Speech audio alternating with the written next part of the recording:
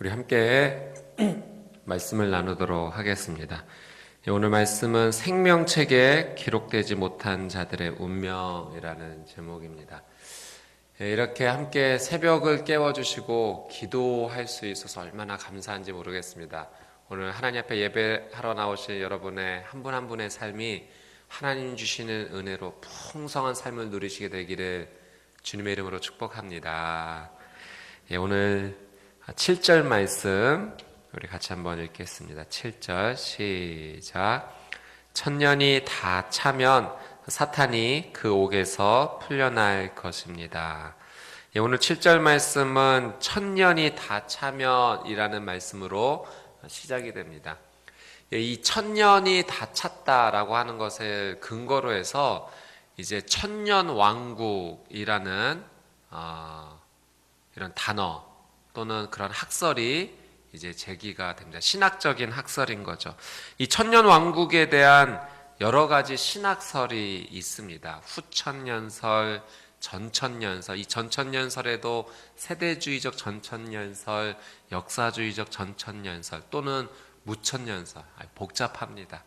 근데 이제 왜 그런 학설들이 나왔냐 하면은 이 천년을 기준으로 예수님이 언제 재림하시냐, 이제 그런 것에 따라서 이 신학적 학설이 이제 제기가 된 거예요. 예수님을 중심으로 해서 예수님이 천년왕국이 있은 뒤에 오신다. 그러면 이제 후천년설이 되는 거고요. 예수님이 먼저 오시고 나서 재림하시고 나서 천년왕국이 시작된다 그러면 이제 전천년설이 되는 거죠. 그리고 이 천년왕국이 아니라 그냥 지금 이 자체가 벌써 예수님과 이 초림 사이가 벌써 이 천년왕국을 상징하는 그런 복음주의 시간이다라고 했을 때 무천년설이라고 이제 신학적인 학설이 제기가 되는 거죠. 신학적인 학설입니다. 우리가 어떤 것을 선택하고 어떤 것을 믿느냐 다 가능성을 가지고 생각할 수가 있어요. 이 천년왕국에 대해서 우리가 반드시 생각해야 될 것은 첫 번째로 어느 학설이든 지지할 수는 있지만 절대 내 것만 옳다라고 주장할 수는 없다는 사실입니다. 그래서 우리 성도님들은 이 요한계시록 말씀을 함께 묵상하면서 이 천년왕국이 있을 것이다라고 소개가 되어 있는데 이것을 어떻게 받아들이느냐 여러 가지로 우리는 생각할 수가 있습니다. 어느 학설도 완전한 해답은 될 수가 없습니다. 장점도 있는 반면에 그 학설을 주장하는 약점도 있을 수 있기 때문에 그렇죠. 그리고 한 가지 우리가 분명히 기억해야 될 것은 이 천년왕국 자체가 성경에서 가장 중요하게 여기는 그런 부분은 아니라고 하는 사실입니다. 무엇이 가장 중요한 것인가? 분명한 진리는 예수 그리스도께서 재림하신다라고 하는 사실이죠. 그 재림에 따라서 이 천년왕국이 어떻게 펼쳐지는가에 따라서 여러 가지 학설이 제기될 뿐 그 천년왕국 자체가 중요한 것이 아니라 가장 중요한 것은 무엇입니까? 우리에게 정말 중요한 것은 무엇입니까? 예수 그리스도께서 재림하신다라고 하는 사실이에요. 그래서 우리는 예수님의 이 재림을 어떻게 기다리는 자가 되어야 되는가? 사실은 이게 중요한 거죠. 예수님의 이 재림을 감사와 기쁨으로 준비할 수 있는 자가 되어야 합니다. 예수님의 이 재림하신다라는 사실에 우리의 영적인 내면에 평안이 있어야 된다라고 하는 사실이죠.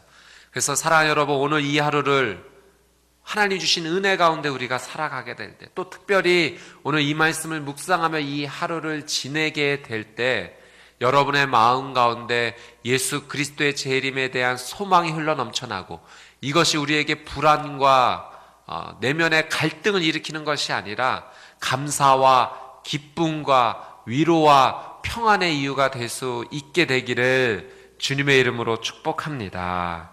아멘. 비유적으로 완벽하게 이렇게 설명할 수는 없지만 여러분, 학생이 공부를 하면서 충분하게 준비가 되어 있으면 완벽하게 내가 준비되어 있다고 느껴지면 다가올 시험이 두려움이 아닙니다. 그때는 빨리 이 시험이 찾아왔으면 좋겠다라고 하는 마음이 있어요. 내가 잘 준비되어 있다. 그러니 이 시험을 나는 잘 통과할 수 있다. 라는 오히려 시험이 다가온다는 것이 두려움과 걱정이 아니라 빨리 왔으면 좋겠다라는 기다림이 될 수 있다는 거죠. 그러나 여러분, 준비되어 있지 못한 자들에게는 그 시험이 다가온다는 자체가 두려움이 될 수 있는 거예요. 예수 그리스도를 구주로 믿고 그분이 나를 구원해 주실 놀라운 하나님이시다. 그분이 나를 위해 십자가 못 박혀 달려 돌아가셨고 그 은혜로 나는 구원을 받았고 그 이름을 고백함으로 나는 하나님의 거룩한 자녀가 되었다라는 확신을 가진 자는 예수님께서 재림하신다라는 이 사실이 기쁨이 될 줄 믿습니다. 그것이 복음을 가진 자의 특권인 거죠. 특권을 받았다면 그 특권을 누려야 됩니다. 그래서 오늘 우리가 살아가는 이 삶의 하루는 어떤 삶이 되어야 되겠는가? 물론 삶에 여러 가지 굽은 모습이 있을 수 있어요. 어려움과 고통이 있을 수 있습니다. 그러나 여러분, 더 큰 기쁨이 우리의 삶 가운데 기다리고 있는데 그것은 하나님께서 나를 사랑하신다는 사실과 그 하나님께서 나를 구원해 주시기 위해 재림하신다라고 하는 그 기쁨의 소망입니다. 다시 한번 축복합니다. 이 놀라운 하나님의 은혜를 누리는 저와 여러분의 삶이 되시기를 주님의 이름으로 축복합니다. 아멘. 7절 말씀에 그래서 그 1000년이 다 차면 어떤 현상이 일어나는가? 성경은 이렇게 얘기합니다. 사탄이 그 옥에서 풀려날 것이다. 그 전에는 이렇게 사로잡혀 있었지만 사탄이 일시적으로 활동한다는 거예요. 그래서 이것을 알려주시는 것은 준비하라 라고 미리 알려주시는 거죠. 자, 그 사탄이 옥에서 풀려나서 어떻게 하는가? 8절 말씀 한번 보도록 하겠습니다. 같이 한번 읽어볼게요. 시작. 그는 옥에서 나와 땅의 사방에 있는 나라들 곧 곡과 마곡을 현혹해 전쟁을 위해 그들을 집결시킬 것입니다. 그들의 수는 바다의 모래알과 같을 것입니다. 여러분, 이 8절 말씀에서 한번 주목할 만한 단어는 현혹이라고 하는 단어입니다. 이 사탄이 옥에서 풀려나서 하는 행동이 무엇입니까? 현혹한다는 거예요. 이 땅의 사람들을 미혹한다는 것입니다. 여러분, 사탄의 역할은 다른 게 아니고 하나님으로부터 멀어지도록 우리를 현혹하고 미혹하는 존재입니다. 이 사탄은 정말 숙달된 사기꾼이에요. 입만 열면 거짓말하는 존재입니다. 그래서 우리의 마음이 하나님으로부터 멀어지도록 미혹하고 현혹하는 존재, 바로 그가 사탄이라는 거죠. 사단의 역할입니다. 그래서 이 사람들을 현혹해서 하나님을 향해 대항하기 위해, 또 믿는 성도들에 대항하기 위해 이렇게 사탄이 모은다라고 하는 사실이죠. 9절 말씀도 한번 볼까요? 시작. 그들은 평원으로 올라와 성도들의 진, 곧 사랑받는 도성을 에워쌌습니다. 그러나 하늘에서 불이 내려와 그들을 삼켜버렸습니다. 사람들을 현혹해 이 사단이 하는 역할, 사단이 하는 짓은 무엇입니까? 사랑받는 그 도성 에워싸고 성도들을 공격할 준비를 한다는 거예요. 사랑하는 여러분, 오늘 우리가 이 삶을, 하나님께서 주신 삶을 살아갈 때 사단으로부터 미혹되지 아니하도록, 현혹되지 아니하도록 우리는 진리 가운데 깨어 있어야 됩니다. 여러분, 내 자신을 믿고 나는 넘어가지 않을 거야. 여러분, 그럴 수 없어요. 사단은 얼마나 미혹을 잘하는지, 현혹을 잘하는지, 내가 내 자신을 믿고서 그에게 넘어가지 않을 자는 하나도 없습니다. 우리가 붙잡아야 될 것은 내 자신이 아니라 진리이신 하나님을 붙잡아야 돼요. 여러분, 거짓과 또 진실을 구별해내는 가장 중요한 기준은요, 진리에 있어야 되는 거예요. 아무리 이것은 거짓이야, 이것은 거짓이야, 거짓에 대한 정보를 많이 알고 있어도 그것을 붙잡고 있으면 또 다른 거짓에 우리는 넘어갈 수밖에 없습니다. 거짓에 넘어가지 않기 위해 분명히 붙잡아야 될 것은 진리 단 한 가지입니다. 오늘 우리가 붙잡아야 될 진리는 무엇입니까? 그것은 하나님의 말씀이에요. 하나님의 말씀을 굳건히 붙잡고 있으면 거짓 가운데 넘어가지 않을 수가 있습니다. 그래서 여러분, 우리는 하나님 앞에 깨어 기도하기를 하나님의 거룩한 말씀인 진리 앞에 영적으로 늘 깨어 있게 해 주십시오. 그리고 하나님께서 나를 향하신 뜻이 무엇인지 하나님 은혜를 주셔서 그 진리 안에 늘 깨어 있는 자가 되게 해 주십시오. 그것이 오늘 우리의 기도가 되어야 될 것이고 하나님을 향한 우리의 소망이 되어야 될 줄 믿습니다. 진리 안에 깨어 있을 때 거짓 안에 넘어가지 않을 수 있다는 사실 우리가 분명히 기억해야 될 것이고요. 두 번째 중요한 사실은 이 사탄이 미혹한 자들과 함께 성도들을 공격하려고 모인다라고 하는 사실입니다. 여러분, 이 사실만 보면 사실 두려운 일이에요. 성도들을 둘러싸서 곧 금방이라도 덮칠 것 같이, 그렇게 바다의 모래알과 같이 수많은 자들이 덤벼들 것 같은 그런 모습을 생각하면 너무나 두려운 사실입니다. 그런데 여러분, 그들이 공격하려고 해도, 우리를 덮치려 한다 해도 오늘 9절 말씀을 보십시오. 그러나 하늘에서 불이 내려와 그들을 삼켜버렸습니다. 하나님께서 지켜주실 줄 믿습니다. 그래서 성도들은요, 믿음을 가진 자들은요, 싸우지 않습니다. 왜냐하면 하나님께서 대신 싸워주시기 때문에 그래요. 여러분, 걱정하지 마십시오. 두려워하지 마십시오. 내가 어떻게 싸워야 되나, 여러분, 그것 가지고 걱정하고 불안해하지 마십시오. 우리가 해야 될 일은 단 하나예요. 그것은 믿음을 지키는 겁니다. 그저 하나님의 진리를 굳건하게 지키고 있는 삶을 살면 지키시고 보호해 주시는 분은 우리 하나님이세요. 전쟁은 나에게 속한 것 아니요, 하나님께 속한 것입니다. 하나님께서 눈동자와 같이 나를 지켜주실 줄 믿습니다. 여러분, 결국 사탄과 그 사단의 미혹에 넘어간 자들이 최종적인 그 결론은 하늘의 심판을 받는다는 거예요. 하늘에서 불이 내려와 그들을 삼켜버릴 뿐만 아니라 10절 말씀 같이 한번 읽겠습니다. 시작. 그리고 그들을 현혹했던 마귀는 짐승과 거짓 예언자가 있는 불타는 유황못에 던져졌습니다. 그들은 영원토록 밤낮 고통을 당할 것입니다. 사탄과 그 사탄의 무리에 동조한 자들의 마지막은 심판입니다. 유황 불못이에요. 결국 밤낮 고통 가운데 처해질 수밖에 없는 존재입니다.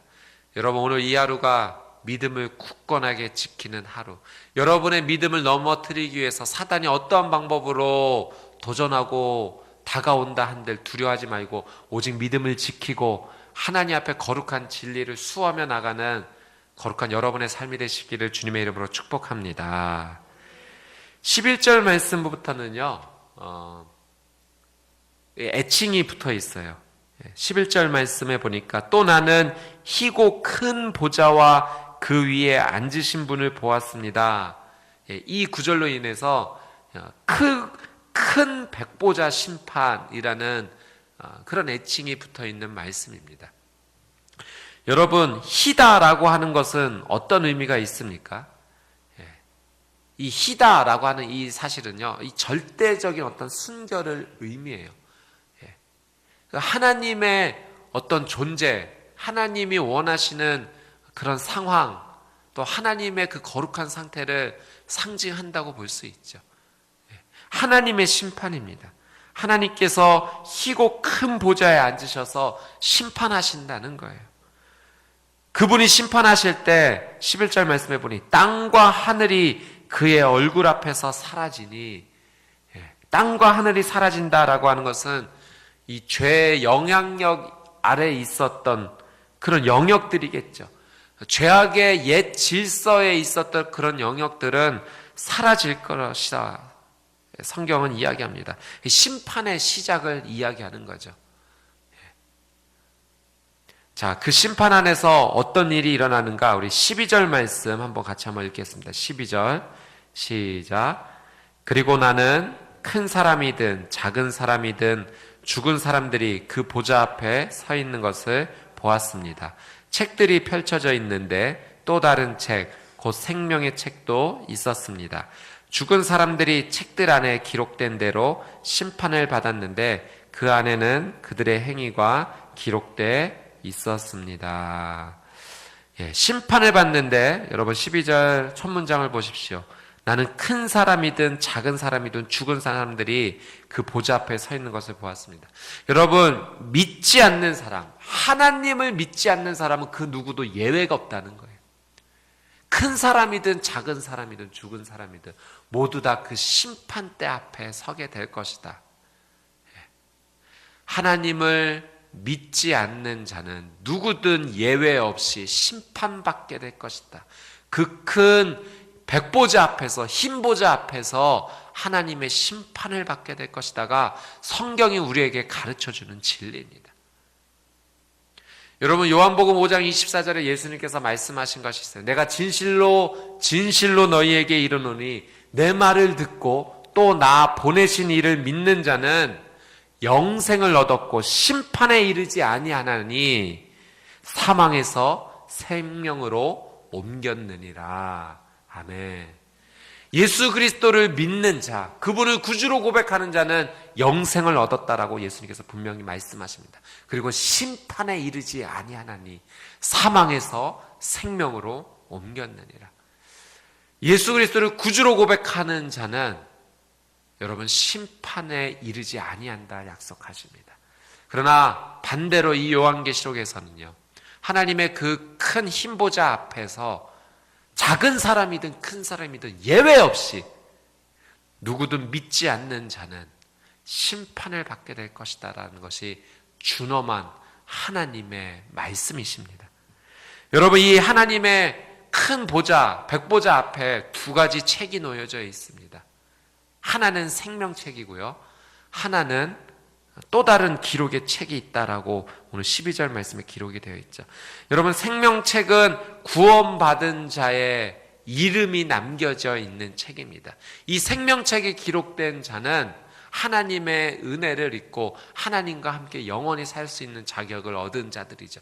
그러나 이 생명책에 기록되지 않는 자들은요, 또 다른 책에 기록이 되어 있는데 그 책에는 어떤 내용이 기록이 되어 있는가? 12절 마지막에 보니까 그 안에는 그들의 행위가 기록돼 있었습니다. 행위가 기록돼 있다는 거예요. 그리고 13절 말씀해 볼까요? 함께 읽겠습니다. 시작. 또 바다는 그 속에 있던 죽은 사람들을 내놓고 사망과 음부도 그 속에 있던 죽은 사람들을 내놓았습니다. 그리고 각 사람은 자기가 행한 것에 따라 심판을 받았습니다. 생명책이 아닌 또 다른 책에는 그들의 행위가 기록이 되어 있고 그 행위의 기록대로 무엇을 받는가? 심판을 받는다는 거예요. 여러분, 하나님의 심판은 즉흥적이지 않습니다. 하나님의 심판은 공정합니다. 정확합니다. 자기가 행한 대로 심판을 받을 것이라는 거예요.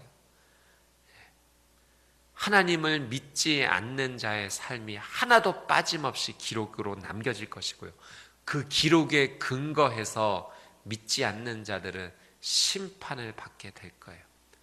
믿는 자들도 그 믿음에 따라서 하나님께서 상을 주시겠다 약속하셨죠. 믿지 않는 자들도 그들의 행위에 따라서 처벌을 받습니다. 하나님의 심판은 정확하고 공정하다라고 하는 것을 우리는 알아야 됩니다. 여러분, 14절 말씀 같이 한번 읽어볼까요? 시작.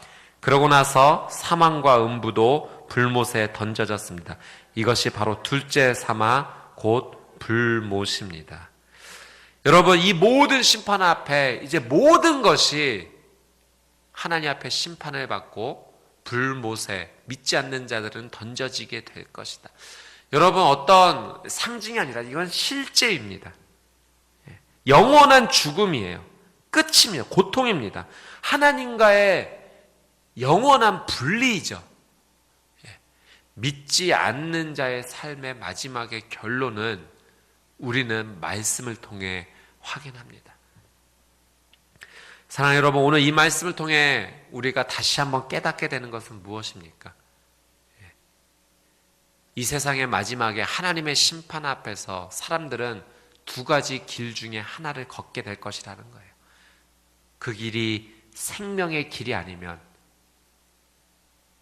죽음의 길, 영원한 불못에 빠질 하나님과의 영원한 분리, 그 길을 걸을 수밖에 없다라고 하는 사실이죠. 여러분, 우리에게 하나님께서 은혜를 주신 것은 구원을 얻을 수 있는 놀라운 은혜를 허락해 주셨습니다. 그래서 오늘 우리가 이 은혜를 누린 자로서 살아가야 될 사명은요, 아직 하나님의 구원을 맛보지 못한 자들에게 이 사실을 알려야 되는 책임이 있는 겁니다. 그래서 우리의 가족을 위해 기도해야 돼요. 내 가족뿐만 아니라 우리의 친지, 친척을 위해 기도해야 돼요. 내 직장을 위해 기도해야 합니다. 내 주변의 이웃을 위해 기도해야 될 것이고, 친구를 위해 기도해야 될 거예요. 우리에게 기회가 주어지는 대로 우리는 이 복음을 전해야 됩니다. 예수 그리스도를 마음에 믿고 믿는 자는 의에 이를 것이고 입으로 시는 자는 구원을 받을 것이라는 이 사실을 전해야 됩니다. 우리의 삶이 생명책에 기록되든 또 아니면 또 다른 기록책에 될 것이라는 것을 분명히 이해하게 돼요. 생명책에 기록된 자는 심판을 받지 아니하고 영생에 이르는 놀라운 은혜를 누릴 것이지만, 그렇지 않은 자는 자기의 삶의 행한 그대로 심판을 받게 될 것이라는 사실을 알려줘야 돼요. 그 알려줄 책임이 우리에게 있는 것입니다. 여러분, 평택 온누리교회에서 신앙생활할 수 있는 귀한 은혜를 저와 여러분에게 하나님께서 허락해 주셨습니다. 2015년에는 그렇게 기도하면서 나가는 교회가 되었으면 좋겠어요. 복음 전하는 교회.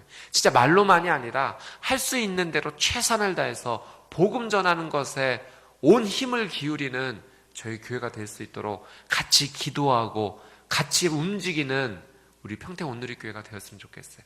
그래서 이 40일 저희가 이제 송구영 씨 특별 새벽 예배 기도회를 이제 시작할 것인데요. 이 기도회를 시작하기 전에 정말 기도 제목을 정하고 시작했으면 좋겠어요. 구원을 꼭 받아야 돼. 아직 생명책에 이름이 기록되지 아니한 분들을 정하고 기도하고 또 그 기도하면서 이 40일 새벽 예배를 보내면서 전도하는 기간이 되었으면 좋겠습니다.